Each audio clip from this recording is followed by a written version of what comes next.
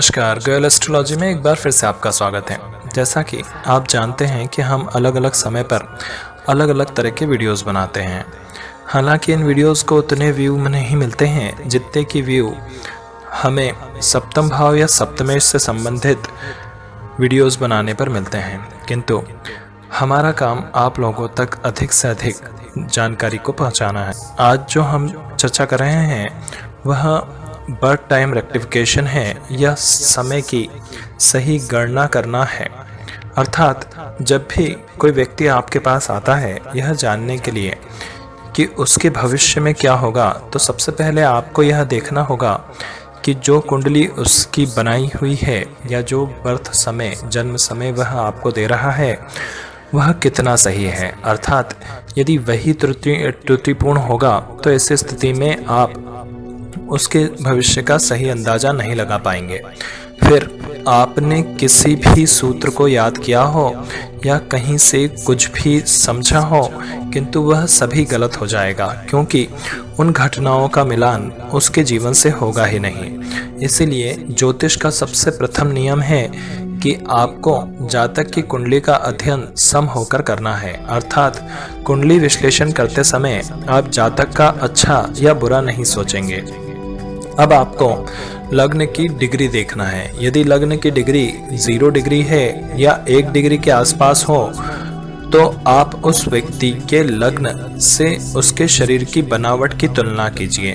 यह सभी आपको हमारी दूसरी वीडियोस में मिल जाएगा कि किस राशि या लग्न के जातक किस तरह के दिखाई देते हैं। इसी प्रकार उसके शारीरिक बनावट को देखकर आप पता लगा सकते हैं कि वह इस लग्न का होगा अथवा नहीं, और फिर उसके जीवन की घटनाओं को मिलाने का प्रयास कीजिए, क्योंकि इनका मिलान नहीं होने पर यह स्पष्ट हो जाएगा कि जो जन्म विवरण वह लाया है वह गलत है। अर्थात उसका समय आगे या पीछे है, क्योंकि कई बार ऐसा होता है कि जन्म विवरण ठीक तरह से याद नहीं होता या फिर जिस जगह जिस व्यक्ति ने उसे नोट किया होता है उसमें कोई ना कोई त्रुटि होती है, तो इसे हम आगे और पीछे कर फिर अलग अलग लग्न बनाकर और फिर उसके जीवन की घटनाओं को उनसे मिलाने का प्रयास करेंगे ताकि हम सही भविष्यवाणी कर सकें। इसे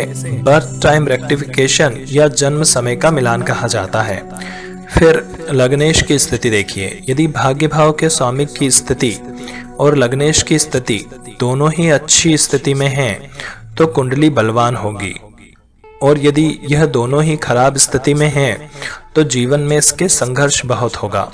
देखिए, यहाँ सुखेश या चौथे भाव का स्वामी सबसे अधिक महत्व रखता है। जब भी आप किसी ऐसे व्यक्ति का बर्थ चार्ट देखेंगे या जन्म कुंडली देखेंगे जिसका जीवन बहुत अच्छा बीता हो, तो उसका सुखेश कहीं ना कहीं मित्र राशियों में या अपने ही भाव में होगा और पाप पीड़ित नहीं होगा। तो इस कारण से इन तीनों को आप देखेंगे, उसके बाद यह निश्चित करेंगे कि उसके जीवन में संघर्ष है या वह सुखी है। जब आप पैदा हुए थे तो धरती और आकाश जहां से आप आए हैं दोनों एक उस समय पर एक हो रहे थे। उस समय जिस भी ग्रह का लग्न उदय हो रहा था वह सबसे अधिक महत्वपूर्ण होता है, क्योंकि आपका लग्न आपके बारे में बहुत कुछ बता देता है। इसे आप इस तरह से समझें कि श्री कृष्ण का जन्म हुआ था तो बहुत तेज बारिश हो रही थी, तो उन्हें जन्म लग्न में चंद्रमा मिला था। ऐसे ही एक डॉन का जन्म जब हुआ तो वह अपने लग्न में शनि और मंगल लेकर पैदा हुआ था, और उसके होने के पहले ही उसके घर की छत गिर गई थी। यदि सूर्य लग्न में लेकर आए हैं तो पता चलता है कि आप सूर्य लोक से आए हैं और बहुत ज़्यादा डिसिप्लिन में रहने वाले जातक होंगे। इस तरह कुंडली में शुक्र सबसे अधिक मजबूत होना चाहिए, क्योंकि शुक्र सुख का कारक है। यदि जीवन में सुख चाहिए तो शुक्र का होना अच्छा होना बेहद ज़रूरी है। यदि किसी कारण से शुक्र निर्बल, मृत या अस्त हो तो ऐसे लोगों के जीवन में बाकी सब कुछ अच्छा भी हो तो भी उन्हें सुख नहीं मिलेगा। इस प्रकार सभी ग्रहों के कारकत्व अवश्य याद रखिए। जैसे मंगल जल्दबाजी और विवाद का कारक है, तो वह जिसका भी फल देगा उसमें आपको जल्दबाजी और विवाद अवश्य मिलेंगे। वहीं गुरु ज्ञान के कारक हैं, तो यदि गुरु 12वें भाव के भी स्वामी हैं तो बुरे नहीं होंगे, क्योंकि वह जातक को नुकसान होने के पहले ही ज्ञान दे देंगे और जातक हमेशा ऐसा निर्णय लेगा जो कि उसे सुरक्षित रखे। भले ही इस कारण से कई बार जातक बहुत अच्छे अवसरों को भी खो देगा, क्योंकि गुरु 12वें भाव का स्वामी है तो उसका फल भी तो देना ही होगा। इसी प्रकार राहु छल का कारक है, तो धोखा और बेईमानी तो अवश्य करवाएगा। अब यह जातक खुद करेगा या उसके साथ होगी, यह लग्नेश की स्थिति पर निर्भर करेगा, क्योंकि यदि लग्नेश मजबूत स्थिति में है तो वह दूसरों के साथ धोखा करेगा, और यदि लग्नेश कमजोर स्थिति में है तो धोखा खाएगा। इस प्रकार सभी ग्रहों के कारकत्व अवश्य याद रखिए कि वह किस तरह से जातक की कुंडली को फलित कर रहे हैं। इसी प्रकार आप उसके जीवन की घटनाओं को मिलान कर देख सकते हैं। आज हम इसे प्रमाणित करने के लिए एक कुंडली आपके समक्ष लेके आए हैं। यह श्री अमिताभ बच्चन जी की कुंडली है और इसका कोई निर्धारित सोर्स नहीं होने के कारण हमें यह इंटरनेट से उपलब्ध हुई है। यदि आप इंटरनेट पर सर्च करें तो आपको इनकी कुंडली और इनके जन्म का समय मिल जाएगा, किंतु वह जन्म कितना समय कितना सटीक है इसका अंदाजा लगाना बेहद मुश्किल है। इसी कारण से हम इनके जन्म समय को बर्थ टाइम रेक्टिफिकेशन करके हम यह पता लगाएंगे कि वास्तविकता में इनका जन्म समय जो इंटरनेट पर उपलब्ध है क्या वह सही है।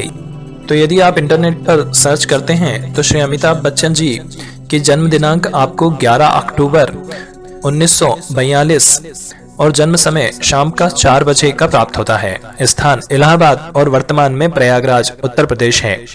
जो समय ऊपर दिया गया है उस अनुसार यह कुंभ लग्न की कुंडली बन रही है।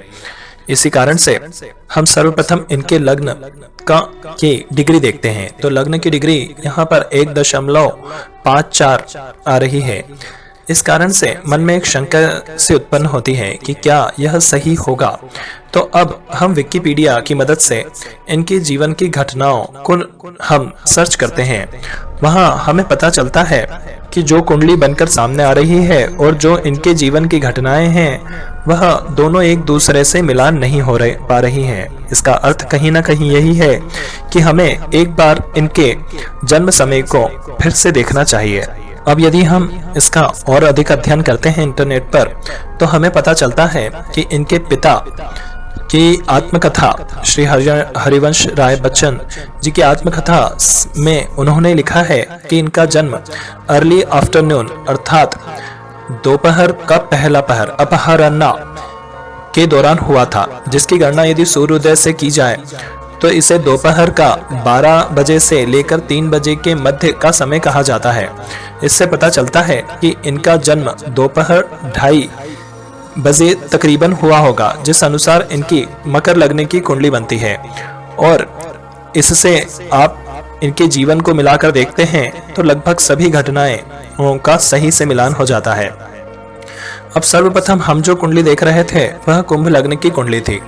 कुंभ लग्न की कुंडली के अनुसार शनि इनके 12वें भाव के स्वामी होकर चौथे भाव में बैठे हैं। जैसा कि आप सभी जानते हैं कि ज्योतिष का पहला नियम है कि हर ग्रह अपनी दूसरी राशि का फल ज्यादा देता है, अर्थात कुंडली में जो भी राशि उसके बाद में आती है, लग्न के बाद उदय होती है उसी का फल वह ज्यादा देता है। तो यहाँ पर देखिए कि शनि कुंभ राशि में शनि की जो दूसरी राशि है वह 12वें भाव में आती है, तो इसलिए वह 12वें भाव का फल अधिक देगा।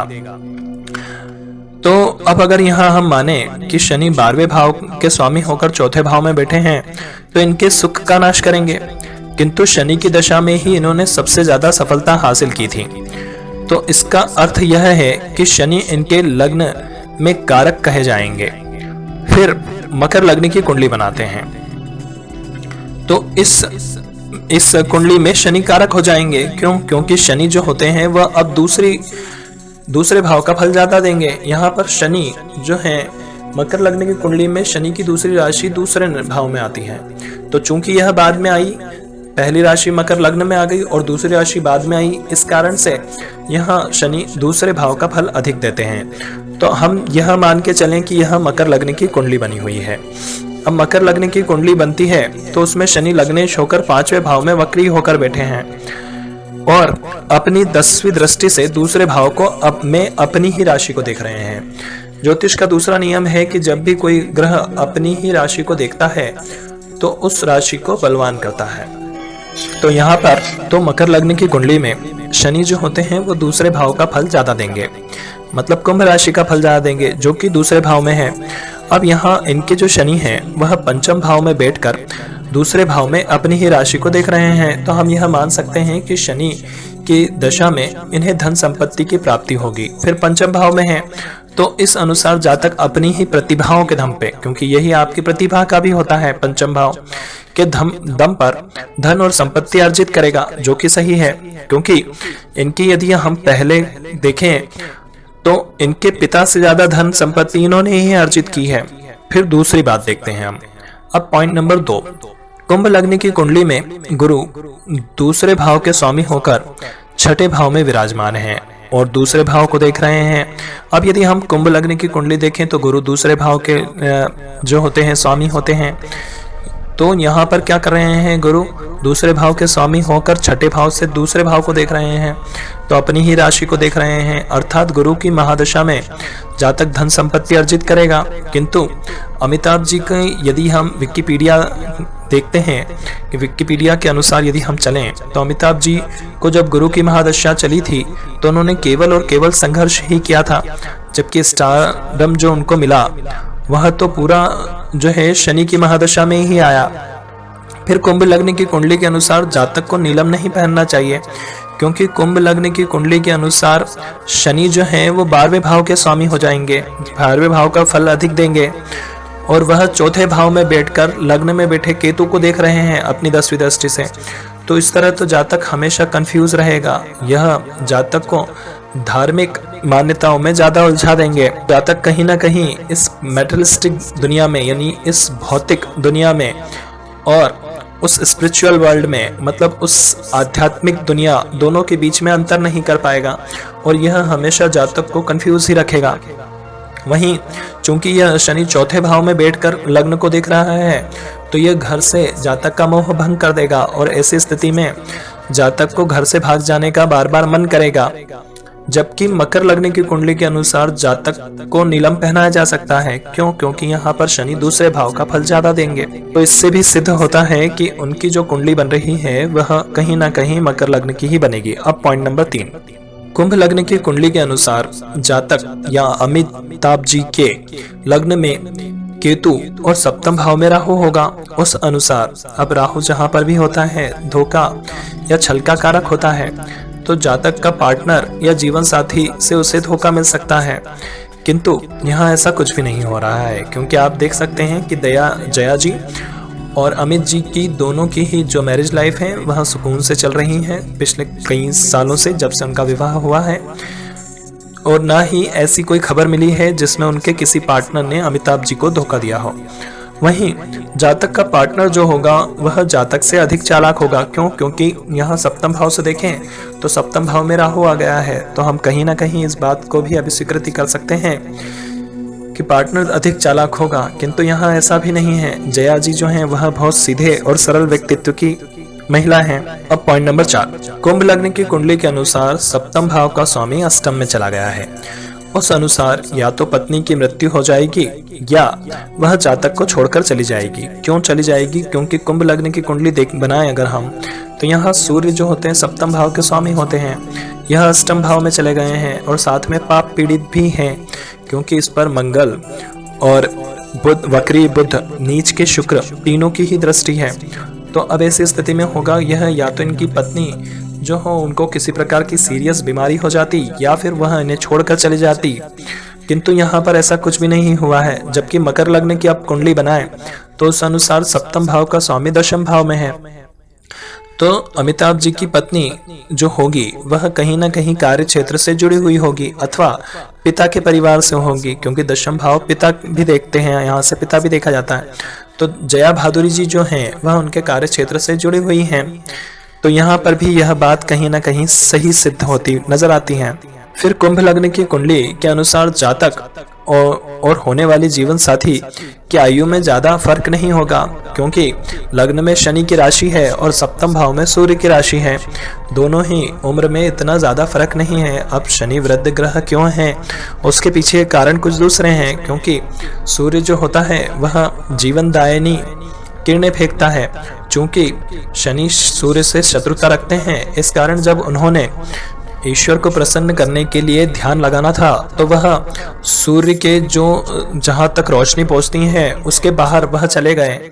वह इसलिए क्योंकि वह सूर्य के प्रकाश के अंतर्गत नहीं रहना चाहते थे। अब चूंकि उन्हें सूर्य की जीवनदायिनी किरणें नहीं मिल रही हैं, इस कारण से कहीं ना कहीं आप देखेंगे कि सूर्य जो है वह वृद्ध ग्रहों के साथ शनि भी वृद्ध ग्रहों में ही आने लगे, क्योंकि धीरे धीरे वह वृद्ध होने लगे। इस कथन को सत्य मानने के पीछे और भी कई सारे कारण हैं। जैसा कि आप देख सकते हैं, बुध जो है वह सूर्य के सबसे ज्यादा करीब है, इस कारण उसे बालक कहा गया है। फिर शुक्र, जिन्हें एक यौवन अवस्था में एक महिला स्त्री बताया गया है। वहीं मंगल, आप इन सब का क्रम देखते जाएं तो आपको इससे अंदाजा हो जाएगा कि यही क्रम के अनुसार ही ज्योतिष में धीरे धीरे आयु बढ़ती जा रही है, क्योंकि फिर मंगल एक जवान व्यक्ति को बताया गया है जो उस स्त्री से थोड़ा अधिक युवा है। इस प्रकार से उन्होंने सभी ग्रहों की दशा बताई है। तो यहाँ पर यह हुआ कि जो है दोनों की एज में ज़्यादा फर्क नहीं होगा, किंतु यदि हम मकर लग्न की कुंडली बनाते हैं तो हम देखते हैं कि दोनों की एज में 5 से 8 वर्ष का अंतर होना चाहिए, क्योंकि ऊपर शनि की राशि है और नीचे चंद्रमा की राशि है। आप देखें कि जया जी और अमिताभ जी की उम्र में भी 6 से 8 वर्ष का फर्क है। अब पॉइंट नंबर 6, मकर लग्न की कुंडली के अनुसार पंचम भाव में शनि है, जिस कारण से जातक की पहली संतान लड़की होगी, क्योंकि ना तो उस पर गुरु की दृष्टि है और ना ही सूर्य की, और इनकी पहली संतान श्वेतानंदा ही है। उसके बाद सप्तम भाव में गुरु विराजमान है, जहां से दूसरी संतान देखी जाती है, तो इनकी दूसरी संतान जो है वह अभिषेक बच्चन जी हैं। पॉइंट नंबर 7, कुंभ लग्न की कुंडली देखें तो आपको पता चलता है कि भाग्य भाव का स्वामी, धन भाव का स्वामी, आय भाव का स्वामी, कर्म भाव का स्वामी, सुख भाव का स्वामी सभी अष्टम भाव में चले गए हैं। अर्थात जातक के जीवन में किसी प्रकार का कोई सुख नहीं है, जबकि इतने महान एक्टर बनने के लिए अमिताभ जी को इन सभी भावों का सुख होना चाहिए था, तभी तो वह आगे बढ़ सकते थे। जिसे आप मकर लग्न की कुंडली से मिलान करते हैं तो सभी ग्रह आपको भाग्य भाव में ही विराजमान मिलेंगे। कुंभ लग्न की कुंडली के अनुसार पंचम भाव और सप्तम भाव का स्वामी अष्टम भाव में है, तो उस अनुसार यदि ज्योतिष का उस नियम को देखें कि पंचम और सप्तम का स्वामी अष्टम में चला जाए तो ऐसे लोग भागकर शादी करते हैं, किंतु यहाँ ऐसा कुछ नहीं हुआ है। इन्होंने अरेंज मैरिज की है। हालांकि कुछ अफवाहें दूसरी भी हैं जिनका कोई ठोस प्रमाण नहीं होने से उन्हें सिरे से नकार दिया जा सकता है। कुंभ लग्न की कुंडली में दशम भाव में मंगल की राशि और 11वें भाव में गुरु की राशि बनती है, और दोनों में से कोई भी एक्टिंग को प्रमोट नहीं करता है। मंगल जहां एक और पुलिस आर्मी जैसे रक्षात्मक कार्य बताता है, वहीं गुरु शिक्षा, ज्ञान और वाणी से संबंधित कार्य बताता है। किंतु मकर लग्न की कुंडली के दशम भाव में चंद्रमा दिखाई देता है। दशम भाव जो होता है वह आपके कर्म का होता है, और चंद्रमा यहाँ कला का कारक है, क्योंकि सबसे ज्यादा कलाएं चंद्रमा में ही दिखाई देती हैं। तो यहाँ कलाकारी या अदाकारी से संबंधित कार्य इन्हें करना था।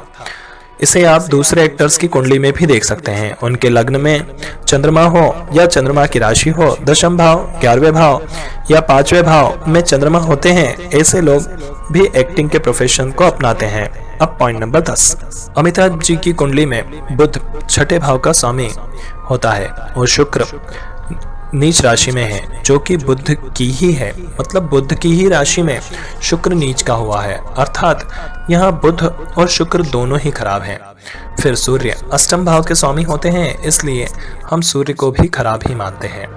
फिर बुध व शुक्र अपने परम शत्रु शुक्र व मंगल के साथ हैं, तो यहाँ स्पष्ट हुआ कि पहले ही ये दो ग्रह खराब हैं और उसके बाद अपने परम शत्रुओं के साथ हैं, तो कहीं ना कहीं ये अपनी दशा में अच्छा फल नहीं करेंगे, क्योंकि सूर्य यहाँ अष्टम भाव का फल दे रहा है। तो दिनांक 27/6/1995 के बाद जब अमित जी को बुध में शुक्र की दशा प्रारंभ हुई थी, उसी दौरान राहु जन्म के बुध पर विराजमान हो गए थे। तो जातक ने एक नई कंपनी ABCL लगाने का विचार किया, और तब जातक ने इस कंपनी के द्वारा ब्यूटी कॉन्टेस्ट, जो कि शुक्र से देखा जाएगा क्योंकि सुंदरता शुक्र से ही देखी जाती है, तो इन्होंने यहाँ पर ब्यूटी कॉन्टेस्ट आयोजित किया और उसमें उस कंपनी को करोड़ों रुपए का घाटा हुआ।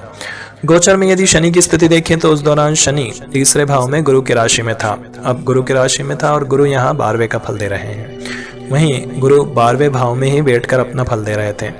इस दौरान उन्होंने बुध छठे भाव के स्वामी में सूर्य व चंद्रमा की दशा भी खराब ही रही, और चूंकि गोचर में शनि इनके जन्म के चंद्रमा के ठीक सामने आ गए थे, तो इस कारण इन्हें बाद के वर्षों में करोड़ों का कर्जा हो गया।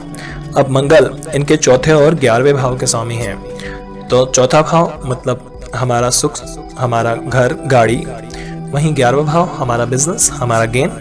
तो इन्होंने अपने घर, गाड़ी, बंगला सभी गिरवी रखकर बिजनेस किया था, और यही कारण है कि इस दौरान इन्हें करोड़ों रुपए का घाटा हो गया, और करोड़ों रुपए उस कारण से करोड़ों रुपए का कर्ज भी हो गया। अब मंगल इनके चौथे व 11वें भाव के स्वामी होकर बुध छठे भाव के स्वामी, सूर्य अष्टम भाव के स्वामी व शुक्र जो 11वें भाव के स्वामी होकर नीच राशि में हैं, उनके साथ बैठे हुए हैं। तो बुध में चंद्रमा में मंगल की दशा में अप्रैल 1999 में माननीय उच्च न्यायालय मुंबई ने इन्हें अपनी संपत्ति कर्ज पूरा चुकाने तक बेचने पर प्रतिबंधित कर दिया, और कहा कि जब तक यह कर्ज पूरा नहीं चुका देते तब तक यह संपत्ति नहीं बेच सकेंगे। उस दौरान गोचर में गुरु अपनी ही राशि में बैठे थे। वहीं लग्नेश शनि चौथे भाव में नीच राशि में बैठे थे, जिसका स्वामी मंगल अपने उस भाव से 8वां है। बुध में शुक्र मित्र हैं किंतु नीच का था, इसलिए अच्छा फल नहीं दे सका। सूर्य सम होता है, अर्थात वह न बुध के लिए अच्छा है न बुरा है। चूंकि बुध पहले से ही पाप ग्रहों से पीड़ित है और छठे भाव का स्वामित्व रख रहे हैं, इस कारण से सूर्य भी यहाँ कोई विशेष फल नहीं दे पाए। चंद्रमा इनसे मित्रता रखता है। अब चंद्रमा की मित्रता थोड़ी सी अलग होती है। आपने यदि बुध और चंद्रमा की कहानी सुनी है तो आपको ज्ञात ही होगा कि चंद्रमा तो बुध से बेहद प्रेम करते हैं, किंतु बुध चंद्रमा से बेहद नफरत करते हैं। यही कारण है कि बुध में चंद्रमा की आने पर यदि चंद्रमा खराब भी है और बुध अच्छा है कुंडली में, तो वह अच्छा फल देने लग जाता है। वहीं यदि चंद्रमा आपकी कुंडली में अच्छा है और बुध खराब है, तो चंद्रमा भी यहाँ बुरा फल देने लग जाता है। तो यहाँ पर दोनों की मित्रता थोड़ी सी अलग है। तो अब चूंकि यहाँ बुध पहले ही बुरा फल दे रहे थे, इसी कारण चंद्रमा से भी अच्छे फल की उम्मीद करना बेकार ही है। और मंगल चंद्रमा बुध के परम शत्रु हैं। अब मंगल बुध के परम शत्रु क्यों हैं, इसके पीछे आपने मंगल और बुध की कहानी सुनी होगी। अब हम इसे शॉर्ट में बताएं आपको, तो बुध बुद्धि के कारक हैं, वहीं मंगल जल्दबाजी और पराक्रम के कारक हैं। तो कहीं पर भी बुद्धि और पराक्रम एक साथ नहीं चल सकता, क्योंकि पराक्रमी व्यक्ति हर बात को अपने बाहुबल से मनवाना पसंद करता है, वहीं एक बुद्धिमान व्यक्ति अपनी बुद्धि के बल पर किसी दूसरे को झुकाता है। तो यहाँ पर इन दोनों के विपरीत स्वभाव होने के कारण यह एक दूसरे से शत्रुता रखते हैं। इसीलिए बुध में मंगल की दशा भी अच्छी नहीं जाने वाली है। और फिर यदि बुध खराब है तो आप कभी भी स्वयं के नाम से व्यापार नहीं कर सकते हैं। कई बार हमारे सामने यह प्रश्न आता है कि क्या हम हमारे नाम से व्यापार कर सकते हैं, हम ये नौकरी नहीं करना चाहते हैं। किंतु यदि आपकी कुंडली में बुध खराब है, अस्त है, पीड़ित है, वक्री है, पाप ग्रहों से ग्रस्त हैं, 6, 8, 12 के स्वामी के साथ बैठा हुआ है, तो आप व्यापार नहीं कर सकते हैं, यह स्पष्ट है। इन केस में भी यही स्थिति थी। तो जब आप अगर ऐसा करते हैं तो जातक बर्बाद हो जाता है, और यहाँ पर भी यही हुआ। ABCL के माध्यम से यह स्वयं के नाम से बिजनेस कर रहे थे, तो इन्हें करोड़ों रुपए का नुकसान हुआ। अब 11वां पॉइंट, वर्ष 2000 में इन्हें राहु में बुध की दशा प्रारंभ हुई। आप देखिए कि यह जो समय गुजरा इनका वह बहुत खराब था। भले ही गोचर कुछ भी कह रहा हो, किंतु दशाएं खराब थी। अभी भी दशाएं पूरी तरह से सटीक नहीं हैं, क्योंकि वर्ष 2000 में इन्हें राहु में बुध की दशा प्रारंभ हुई। जब भी इस तरह की दशाएं प्रारंभ होती हैं, यह आप अपने भी कुंडलियों में मिलान करके देखें, या आप यदि किसी रिसर्च से जुड़े हुए हैं तो उन कुंडलियों पर मिलान करके देखें कि राहु में बुध की दशा में अक्सर लोग जुआ, सट्टा, लॉटरी जैसे कार्य करते हैं या फिर कोई नया कार्य प्रारंभ करते हैं। तो इसमें इन्होंने एक बार फिर कौन बनेगा करोड़पति प्रारंभ किया, जो कि किसी और दूसरी कंपनी के नाम से था, इनके ABCL के नाम से नहीं था। तो वहीं इन शनि जो थे गोचर में अपने जो पंचम भाव पर मूल स्थान पर वापस आ गए, जहां से वो दोबारा से जो है अपने भाव राशि को देख रहे हैं और दूसरे भाव को देख रहे हैं। तो यहाँ पर इन्होंने ये गेम शो आयोजित किया, जिसमें कि कहीं ना कहीं लॉटरी सिस्टम जैसा ही था, जिसमें एक व्यक्ति को जवाब देने पर करोड़ों रुपए मिल जाते हैं। वहीं कोई भी दशा तब तक अच्छा, किंतु यह इतना ज़्यादा सक्सेस नहीं ले पाया जितना कि उन्हें उम्मीद थी। यदि आप शुरुआती एपिसोड्स देखें तो उस दौरान अमिताभ जी को वहाँ हर राज्य के न्यूज़पेपर में बताना पड़ता था कि आज इस व्यक्ति ने इतना रुपए जीता है, आज इस व्यक्ति ने इतना रुपए जीता है, आज कौन बनेगा करोड़पति, और कई सारी पब्लिसिटी करनी पड़ी। यह हुआ कि यहाँ तक कि जब तक इन्हें बुध की दशा चली तब तक एक समय तो ऐसा आया कि ये कर्ज में पूरी तरह से डूब चुके थे। तो स्टार प्लस वालों ने इनका नाम जो था वो KBC के साथ कट कर दिया और इनके जो एपिसोड्स थे उसमें किसी और दूसरे अभिनेताओं को बुलाया गया। तो यही कारण था कि वर्ष 2000 के बाद अमिताभ जी ने धीरे धीरे गति पकड़ना शुरू करी, क्योंकि यहाँ पर बुध की जो दशा थी वो धीरे धीरे समाप्त होने लगी थी। इसी दौरान यदि आप देखें कि बुध की दशा के दौरान ही इनको जो एक एक्सीडेंट भी इनका हुआ था, वो जो एक्सीडेंट हुआ था वो भी शनि में बुध की दशा में ही हुआ था। उससे भी यदि आप देखें, चूंकि उससे तो हमने मिलान नहीं किया, किंतु वह भी कहीं इन्हीं दशाओं के दौरान हुआ होगा, क्योंकि शुक्र जो है इनके नीच के हैं और बुध जो है इनके छठे भाव के स्वामी है। तो कोई एक्सीडेंट जो होना है वो कहीं ना कहीं बुध और शुक्र से जुड़ा हुआ होना चाहिए। तो यहाँ से उन्होंने धीरे धीरे गति पकड़ना शुरू करी, किंतु वास्तविक रूप से गति जो आई वो तब आई जब 2009 में इन्हें केतु की दशा वापस से प्रारंभ हुई। अमिताभ जी को जब केतु की दशा प्रारंभ हुई तो इन्होंने KBC का 5वां सीजन जो होस्ट किया था, जो 15 अगस्त 2011 से शुरू हुआ था, उसने TRP की सारे रिकॉर्ड्स तोड़ दिए और उसी के बाद से अमित जी जो हैं वो लगातार ऊपर ग्रो करते रहे। हालांकि बीच बीच में दशाएं खराब भी आती गई और इस तरह से कहीं ना कहीं अमित जी के भी जीवन में बहुत संघर्ष रहा। तो हम इस कुंडली के माध्यम से देखिए, ये सारी घटनाएं जो हैं हमने विकिपीडिया से उठाई हैं। तो इन सभी घटनाओं जो हैं आपको विकिपीडिया पर बिल्कुल जिस तरह से हमने बताई हैं उसी तरह से लिखी हुई मिल जाएंगी। तो प्रमाण देने की हमें अन्य तो कोई आवश्यकता है नहीं, आप स्वयं भी इस बर्थ समय से इन घटनाओं का मिलान करके देख सकते हैं। हम केवल और केवल आपको सिर्फ बर्थ टाइम रेक्टिफिकेशन समझाना चाह रहे थे। ऐसी कई सारी कुंडलियां हमारे पास हैं जिनके बर्थ टाइम रेक्टिफिकेशन हमने किए हैं, जो हम आगे की वीडियोस में आपको बताएंगे। यदि आपको यह वीडियो अच्छा लगा है तो आप प्लीज़ कमेंट में हमें बताइएगा कि आपको ये वीडियो कैसा लगा। धन्यवाद।